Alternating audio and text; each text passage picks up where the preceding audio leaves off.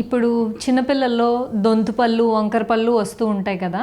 వాటికి ఏం చేయాలి అంటే ప్రతి పిల్లల్ని మనము 12 ఇయర్స్ లోపలే గాని దొంతు పళ్ళు, ఎత్తు పళ్ళు చూసామనుకోండి 13 ఇయర్స్ నుంచి ట్రీట్మెంట్ చేయించొచ్చు. ట్రీట్మెంట్ అంటే ఏంటంటే క్లిప్స్ ట్రీట్మెంట్ అనమాట. ఇలాగా క్లిప్స్ వేస్తారు. ఈ క్లిప్‌లో కూడా చాలా టైప్స్ ఉంటాయి. మెటల్ ఉంటది, సిరమిక్ ఉంటది. కొంతమంది ఆడపిల్లలకైతే చూడకుండా ఉండాలి అంటే బయట వాళ్ళకి తెలియకుండా ఉండాలి అంటే క్లియర్ అలైనర్స్ అని కూడా ఉంటాయి. కాకపోతే ఒకటి ఏంటంటే క్లియర్ అలైనర్స్తో అన్ని రకాల ట్రీట్మెంట్స్ అయిపోవు. కొన్ని చాలా టఫ్ కేసెస్ ఉంటాయి. అంటే దొంతు పళ్ళు లేకపోతే పన్ను ఒక జాగాలోంచి ఇంకో జాగాలోకి వెళ్ళిపోవడం, లేదంటే పన్ను పూర్తిగా రొటేట్ అయిపోవడం, అలాంటి ట్రీట్మెంట్స్ మనకి ఆ క్లియర్ రిటైనర్స్ అనే వాటితో అవ్వదు. బట్ క్లిప్స్ ట్రీట్మెంట్లో మనకి ఏ ట్రీట్మెంట్ అయినా అయిపోతుంది. అండ్ ట్రీట్మెంట్ ప్రాపర్ వేలో అయిపోద్ది. ఎలా అయినా కూడా 1 ఇయర్ టు 1.5 ఇయర్ అంత చిన్న ఏజ్లో అయితే పిల్లలు అవి పెట్టుకోవడానికి కూడా సిగ్గుపడరు అనమాట. సో ఆ ఏజ్లో చేయడం వల్ల కరెక్షన్ తొందరగా అవుతుంది. ఎముక మన మాట వింటది. అంటే ఏంటంటే ఎముక ఆ ఏజ్లో కొంచెం సాఫ్ట్గా ఉండి మనం మనము డైరెక్ట్ చేస్తున్న విధంగా అది గ్రో అవుతూ ఉంటుంది అనమాట. సో అందుకని ఎవరికైనా దొంతు పళ్ళు కానీ ఎత్తు పళ్ళు కానీ చూసుకుంటే కనుక 13 ఇయర్స్ నుంచి ఇంకా ఎప్పటి వరకు అయినా అంటే 25 ఇయర్స్ వరకు అయితే ది బెస్ట్ ఏజ్. ఈ ఏజ్ లోపల మనం కరెక్ట్ చేసుకోవచ్చు. క్లిప్స్ వేసేటప్పుడు ఏంటంటే మనకి ఒక హాఫ్ అన్ అవర్లో పెట్టేస్తారు. ఇవేం లేదు, మామూలుగా మనం స్టిక్కర్స్ పెట్టినట్టే టూత్ పైన స్టిక్కర్స్ అతికించినట్టే ఉంటుంది అనమాట. కాకపోతే ఏంటంటే దీనికి ఉన్న వైర్ని ఎవ్రీ మంత్ మారుస్తూ ఉంటారు. ఎవ్రీ మంత్ విజిట్ ఉంటుంది. ఈ క్లిప్స్ పెట్టుకుంటే మాత్రం ఇండివిజువల్ ఏ పేషెంట్ అయితే ఆ పేషెంట్కి ఎవ్రీ మంత్ విజిట్ ఉంటుంది. ఆ విజిట్ 30 డేస్ టు 40 డేస్ లోపల మేము పెట్టిన టైంకి వచ్చి ఆ వైర్స్ చేంజ్ చేసుకుంటూ ఉండాలన్నమాట. అండ్ ఈ ట్రీట్మెంట్ వల్ల పేషెంట్కి వచ్చే ఇబ్బంది కానీ ఏమీ ఉండదు. అంటే నార్మల్గా పేరెంట్స్ కానీ పేషెంట్ కానీ ఏమనుకుంటారంటే ఇది చాలా పెయిన్ఫుల్ ప్రొసీజర్ ఏమో అనుకుంటారు. బట్ అసలు ఏమీ ఉండదు. ఇది పెట్టిన తర్వాత ఒక 1 or 2 డేస్ పెయిన్ ఉంటుంది. ఆ పెయిన్కి ఏంటంటే మనము పెయిన్ ట్యాబ్లెట్ వేసుకోగానే నార్మల్ అయిపోద్ది. అండ్ 2 డేస్ ఇన్స్ట్రక్షన్స్ ఇస్తామన్నమాట. సాఫ్ట్గా తినండి అని చెప్తాం అంతే. ఆ 2 డేస్ తర్వాత వాళ్ళు ఇవి పెట్టుకున్నారు, నోట్లో ఇవి ఉన్నాయి అనే సంగతి కూడా మర్చిపోతారు. అంత హ్యాపీగా అయిపోద్ది అనమాట ట్రీట్మెంట్. సో దీనివల్ల భయపడిపోవాల్సింది కానీ లేకపోతే వరి అవ్వాల్సింది కానీ ఏమీ ఉండదు.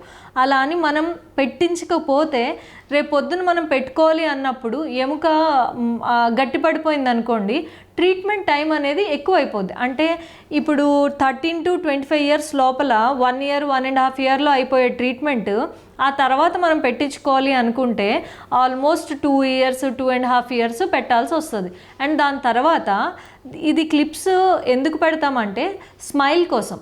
స్మైల్ అంటే బాగా నవ్వడానికి, నవ్వేటప్పుడు పళ్ళన్నీ లైన్లో ఉండడానికి, అదే కాకుండా బాగా తినడానికి అనమాట. ఇలా వంకరగా ఎత్తుగా ఉండడం వల్ల ఏమవుతుందంటే వెనకొచ్చే పళ్ళు కూడా సరిగ్గా రావు. అలా రాకపోవడం వల్ల ఏమవుతుంది, నమలలేమన్నమాట. ఫుడ్ని ప్రాపర్గా నమలలేము. Everything is interlinked. నమలలేకపోతే డైజెషన్ సరిగ్గా అవ్వదు. డైజెషన్ సరిగ్గా అవ్వకపోతే మనకి హెల్త్ ఇష్యూస్ వస్తాయి అన్నమాట. సో ఇలా అవ్వకుండా చూసుకోవాలి. అంటే మనం ఎర్లీ ఏజ్లో అంటే మన పిల్లలకి ఎత్తుపళ్ళు కానీ వంకర పళ్ళు కానీ లేకపోతే ముందు ఉండాల్సినవి వెనక్కి ఉండడం కానీ ఏదైనా చూసామనుకోండి, వెంటనే డెంటిస్ట్ దగ్గర చూపిస్తే దానికి తగ్గ ఈజీ సొల్యూషన్ చెప్తారు. ఇనీషియల్ స్టేజ్లోనే ఈజీ సొల్యూషన్స్ ఉంటాయి. డిలే అవుతున్న కొద్దీ ట్రీట్మెంటు పెరిగిపోద్ది, టైము పెరిగిపోద్ది. సో కొంతమందికి పళ్ళు ఊడిపోతే పళ్ళు లేకపోతే ఏం చేయాలి అనేది చాలామందికి తెలీదు. సో పళ్ళు లేకపోతే ఏంటంటే పెట్టుకోవడానికి చాలా విధానాలు ఉన్నాయన్నమాట.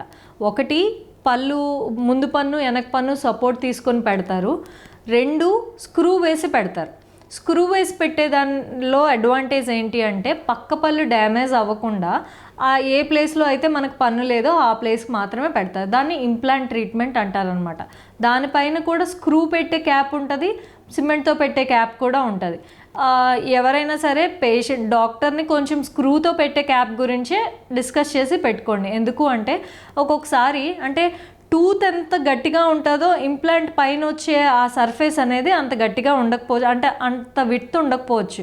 కాబట్టి అది మాటికి ఊడుతూ ఉంటే మరి మనం డాక్టర్ దగ్గరికి 10 సార్లు తిరగాల్సి వస్తుంది. కాబట్టి ఇంప్లాంట్ వేయించుకుంటున్నాము అనుకుంటే స్క్రూ రిటైన్డ్ క్యాప్ వేసుకోవడానికే ట్రై చేయండి. ఓకే. అండ్ ఇప్పుడు అంటే అందరూ ఇంప్లాంట్కి ఎఫర్ట్ చేయలేము అని చాలామంది అనుకుంటారు.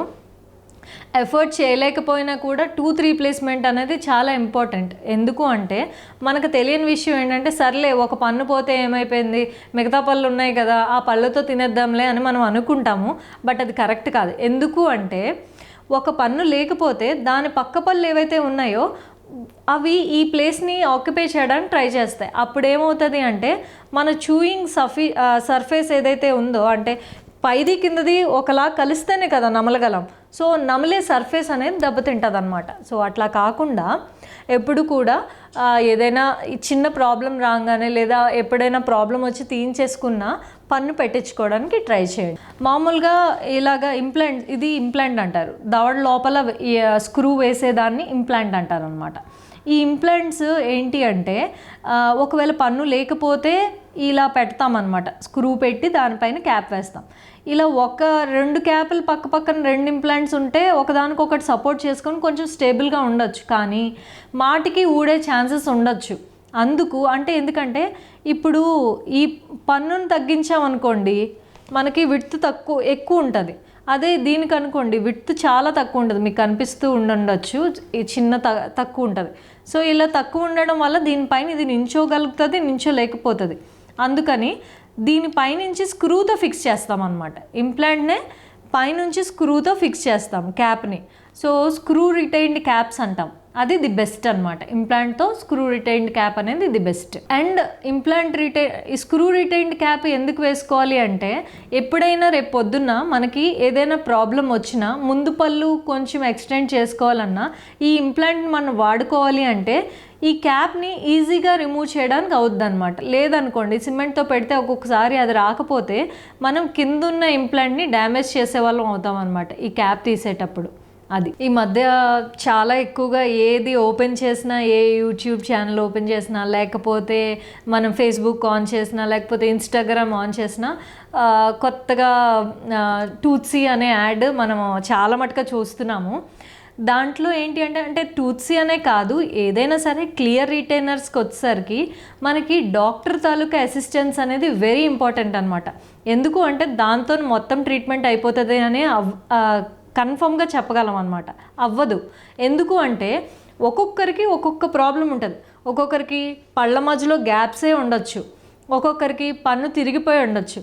సో గ్యాప్సే ఉన్నాయనుకోండి ఆల్మోస్ట్ కొంతవరకు కవర్ అవ్వచ్చేమో, కానీ ఫర్దర్గా రొటేషన్స్ అవన్నీ దాంతో అవ్వవు అనమాట. సో ఎప్పుడైనా సరే క్లియర్ రిటైనర్స్కి వెళ్ళే వాళ్ళు నా సిన్సియర్ రిక్వెస్ట్ ఏంటి అంటే డెంటిస్ట్ హెల్ప్తో చేసుకోవడం వల్ల మీకు ఫ్యూచర్ ప్రాబ్లం రాకుండా ఉంటుంది. ఇప్పుడు మీకు ప్రాబ్లం వచ్చిందనుకోండి ఎవరిని కన్సల్ట్ చేస్తారు? దానిలో కన్సల్ట్ చేయడానికి అవ్వదు, కన్సల్ట్ పర్సన్ కూడా ఉండరు. సో ఇప్పుడు మీరు అదే క్లియర్ రిటైనర్స్ మీకు దగ్గరలో ఉన్న డెంటిస్ట్ దగ్గర చేసుకోవడం వల్ల ఏంటంటే మీకు ఒకవేళ ఏదైనా ప్రాబ్లం వచ్చినా అది వెంటనే రెక్టిఫై చేస్తారు. అంటే ఇవి సీక్వెన్స్ ఆఫ్ ట్రేస్ అనమాట. అంటే మీకు తెలియదు దీని గురించి ట్రీట్మెంట్. ఇదేంటంటే సీక్వెన్స్ ఆఫ్ ట్రేస్. ఒక పేషెంట్కి ఒక 10 to 11 సెట్స్ ఆఫ్ ట్రేస్ ఇస్తారనమాట. నార్మల్గా ఈ ట్రీట్మెంట్ ఎలా డెవలప్ అయిందంటే అబ్రాడ్ పేషెంట్స్ కోసం, అంటే ఇండియాలో ఉండకుండా అబ్రాడ్ వెళ్ళిపోతూ ఉంటారు కదా చాలామంది, వాళ్ళు క్లిప్స్ పెట్టించుకోవడానికి వాళ్ళకి కష్టం అవుద్ది. ఎందుకంటే క్లిప్స్కి ఎవ్రీ మంత్ విజిట్ ఉంటుంది కదా, ఆ విజిట్కి వాళ్ళు రాలేకపోతారనమాట. దానికోసం అని చెప్పి డెవలప్ అయిన ట్రీట్మెంట్ మన క్లియర్ రిటైనర్స్ అనమాట. అంటే అదే ఇప్పుడు టూత్సీలో చూపిస్తున్నారు కదా, మీకు అది ఐడియా వస్తుందని నేను ఆ పేరు వాడుతున్నాను. సో అది అంటే అదేంటంటే మనకి ఫస్ట్ నుంచి ఎండ్ ఆఫ్ ద ట్రీట్మెంట్ ఇచ్చేస్తారనమాట. కాకపోతే ఏంటంటే మనము డెంటిస్ట్ ద్వారా వెళ్ళడం వల్ల మనకి ఫస్ట్ ఎలా ఉంది, ఎండ్ ఆఫ్ ద ట్రీట్మెంట్ ఎలా వస్తుంది అనేది మీకు క్లియర్గా పిక్చర్స్లో చూపించి, అండ్ ఏ ట్రేకి ఎన్ని మంత్స్ వాడాలి, ఏ టైం టు ఏ టైం తీసుకోవాలి, ఎప్పుడెప్పుడు తీయాలి, ఎప్పుడెప్పుడు ఉంచుకోవాలి, ఎన్ని మంత్స్ ఏ ట్రే ఉంచుకోవాలి అనేది క్లియర్గా చెప్తారు. ఇప్పుడు అలా డైరెక్ట్గా తీసుకోవడం వల్ల మనకి ఇన్స్ట్రక్షన్స్ తెలియవు, అది ఎప్పుడు వాడాలో తెలీదు.